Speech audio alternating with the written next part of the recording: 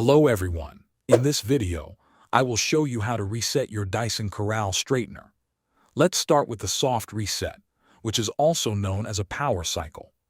First, turn off your Dyson Corrale completely. Make sure the device is no longer powered on.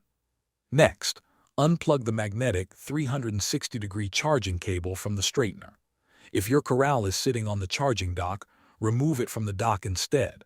Once the charger has been disconnected, leave the straightener powered off and unplugged for about 30 to 60 seconds. This short waiting period allows the device to clear temporary issues and refresh its internal system.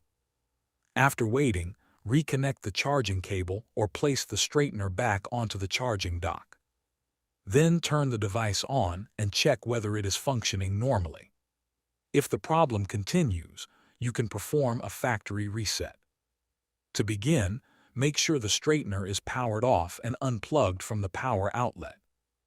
Next, locate the power button and the lowest heat setting button on the device. Press and hold both buttons at the same time. While continuing to hold them, connect the charger to the straightener. Keep holding both buttons for approximately 5 seconds. Watch the indicator lights on the device. When the lights begin flashing in a specific sequence, release both buttons. The flashing lights indicate that the reset process has started. Now wait for the Dyson Corrale to complete the startup process. Once it powers up, the factory reset should be complete and the device should be ready to use again. Thanks for watching.